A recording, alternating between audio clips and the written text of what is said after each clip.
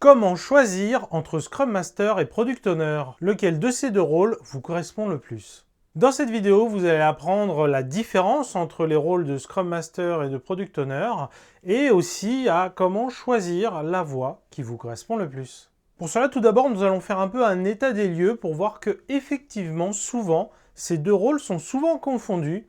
Pourquoi? Comment ça se fait? On va faire le tour. Après, on va rentrer effectivement dans une comparaison, Scrum Master versus Product Owner, en quoi les deux rôles sont effectivement assez différents. Et enfin, on essayera de répondre à la question comment se décider si on hésite entre les deux rôles. Voilà, quelques questions pour vous aider justement à bien choisir.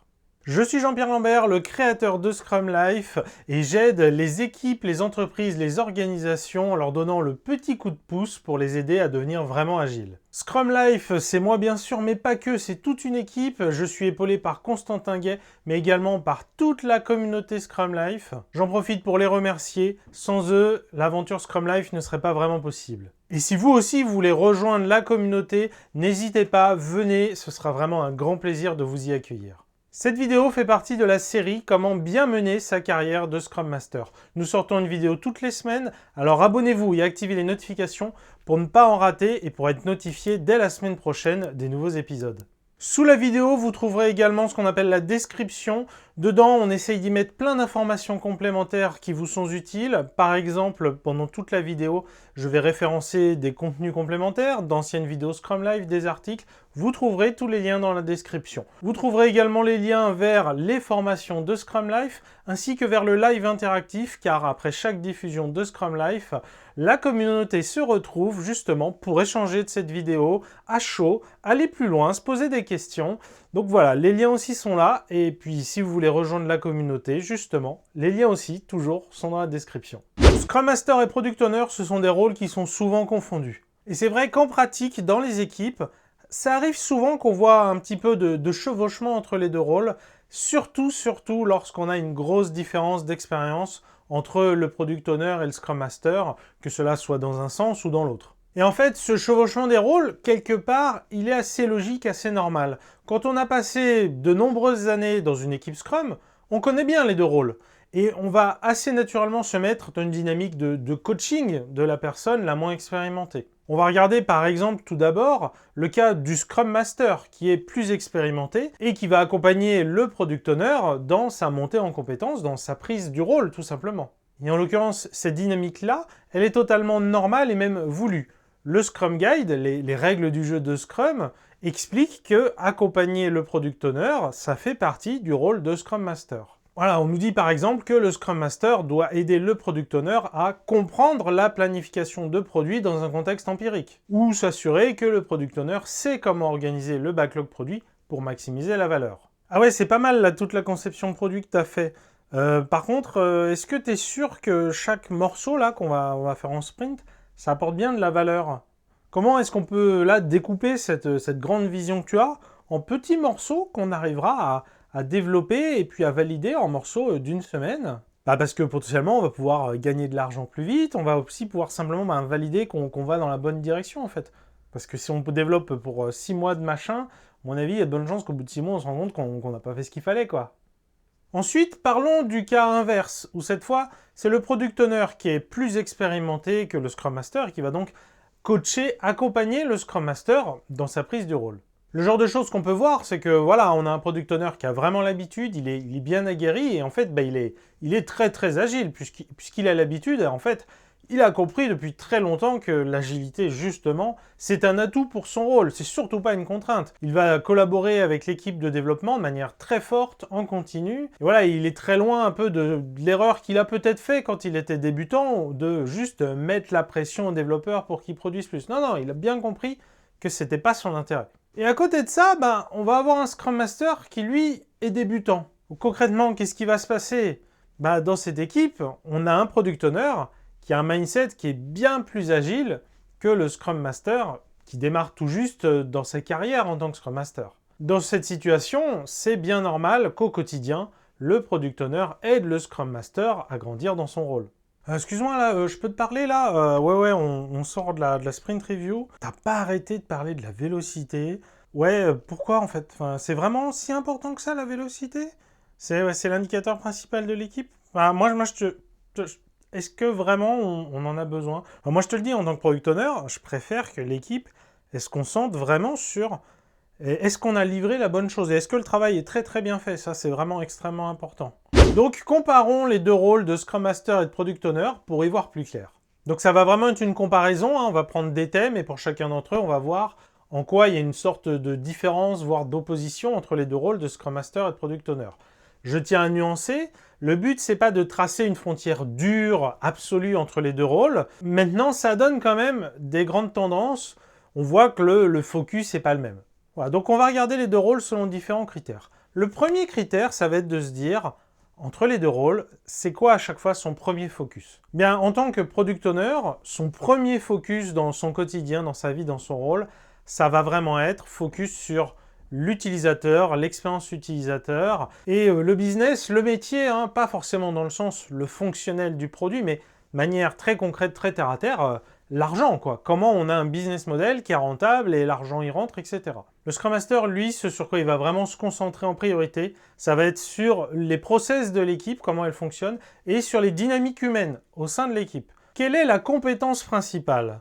Pour le Product Owner, c'est le marketing. Voilà, tout ce qui va toucher, encore une fois, aux produits, les utilisateurs, les marchés, comment faire de l'argent, etc.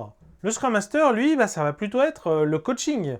Comment on accompagne une personne, un groupe, une dynamique de groupe pour aller dans la bonne direction. Et parfois même débloquer des problèmes de relations humaines au sein de l'équipe. De manière très concrète, en quoi consiste la veille? Alors pour le product owner, évidemment, il va regarder tout ce qui est product management, tout ce qui est le marketing, notamment digital marketing, hein, si vous êtes sur des produits numériques, tout ce qui est l'expérience utilisateur, UI et surtout UX, et puis parfois, souvent, s'intéresser à des domaines métiers spécifiques.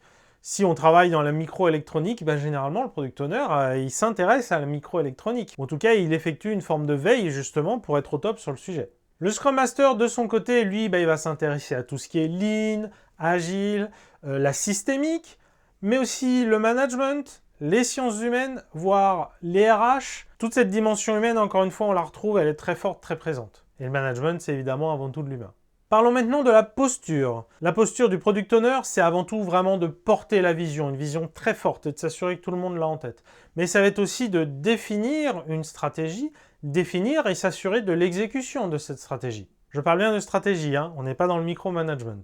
La posture du Scrum Master, déjà avant tout, elle consiste à faire émerger les choses. Que ce soit le mode de fonctionnement de l'équipe, ses process, les bonnes idées, prendre les décisions, mais aussi la manière dont elle construit le produit, justement. Et c'est aussi ce qu'on appelle construire le sandbox de l'équipe, le bac à sable en français, c'est-à-dire l'espace où est l'équipe dans lequel elle est libre d'expérimenter. On fait en sorte que ça soit un espace sûr. Ce n'est pas grave si on se plante, si on se rate. Mais on sait aussi quelles sont les limites de ce bac à sable. Les endroits où là, par contre, attention, on n'a pas le droit d'y toucher, ou pas en toute autonomie, il faut consulter d'autres personnes, etc.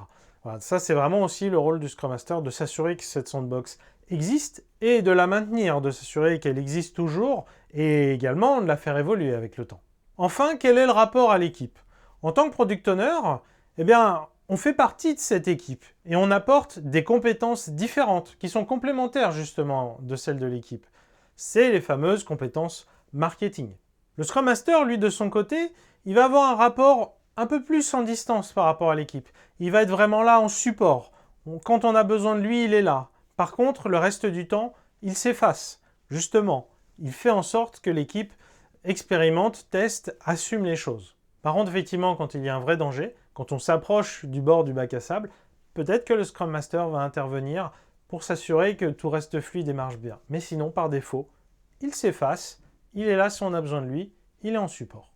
Et je pense que ça transparaît assez bien au travers de cette comparaison, hein. Le Product Owner a vraiment un focus très fort sur le produit, et donc le business, le marché, alors que le Scrum Master a lui un focus très fort sur l'équipe, et donc les relations humaines, les process, les modes de fonctionnement. Alors, vous avez peut-être ouvert cette vidéo parce que vous vouliez qu'on vous aide à vous décider entre les deux rôles. Et effectivement, on voit bien qu'avec la section précédente, les deux rôles sont assez différents, mais malgré tout, ça vous suffit peut-être pas. Vous vous demandez peut-être... Bon, je connais un peu les deux rôles, hein, mais j'hésite. Hein. Moi, j'aime bien le côté produit, j'aime aussi le côté coaching. Comment je me décide, là? S'il vous plaît, là, Jean-Pierre, aide-moi à décider.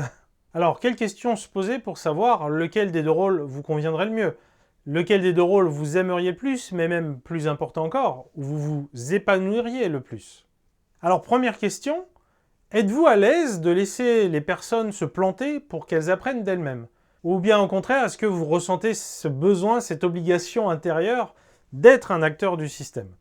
Selon votre réponse, hein, le Scrum Master, il s'efface pour laisser la scène libre aux acteurs. Si ça c'est quelque chose dont vous n'êtes pas vraiment capable, qui vous demande vraiment beaucoup d'efforts de ne pas faire partie des acteurs, alors peut-être que Scrum Master n'est pas fait pour vous. Parce qu'à l'inverse, Product Owner, il fait vraiment partie des acteurs. Il n'a pas vraiment le même quotidien et le même rôle que l'équipe de développement, mais il avance vraiment main dans la main avec l'équipe de développement pour construire le produit. Comme l'équipe de développement, il est au cœur de l'action. Deuxième question, selon vous, quel est l'élément le plus critique à la réussite de la construction d'un produit? Est-ce que c'est la dynamique de l'équipe qui construit ce produit? Ou alors, est-ce que c'est la capacité de cette équipe à analyser et exploiter les données du marché et les données des utilisateurs? Et on peut aller un peu plus loin. Au-delà de la réponse que vous fournissez à cette question, vous, concrètement, lequel des deux vous intéresse le plus? Parce que vous pouvez avoir une conviction, mais que concrètement, vous avez quand même un qui vous fait beaucoup plus vibrer. Donc on imagine bien que le focus sur la dynamique de l'équipe nous amène plutôt vers le Scrum Master, alors que le focus plutôt sur les données du marché, les données utilisateurs, nous amène plutôt vers le Product Owner. Et puis je vais terminer avec une question piège. Êtes-vous à l'aise de ne pas prendre part à la technique? Parce que si ce n'est pas le cas, la question, c'est pas entre Scrum Master et Product Owner qu'il faut vous décider. Si vraiment vous voulez prendre part à la technique, le rôle qui vous sied, c'est membre de l'équipe de développement. Voilà, je pense qu'avec ces quelques questions, vous avez de quoi répondre pour savoir si vous êtes plutôt fait pour être Scrum Master ou Product Owner. N'oubliez pas de vous abonner pour ne pas rater la prochaine vidéo de la série Bien mener sa carrière de Scrum Master. La semaine prochaine, on parlera de comment faire sa veille en tant que Scrum Master, et plus généralement en tant qu'agiliste. Si vous découvrez seulement Scrum Life ou cette série, vous pouvez cliquer ici pour accéder à l'ensemble des épisodes de la série. Et si vous avez apprécié cette vidéo, laissez un pouce vers le haut, abonnez-vous et partagez-la à quelqu'un d'autre qui lui aussi trouverait de la valeur. Et si vous voulez revoir toutes les vidéos de la série, cliquez ici. Je vous dis à bientôt, vous êtes mes plus grands fans!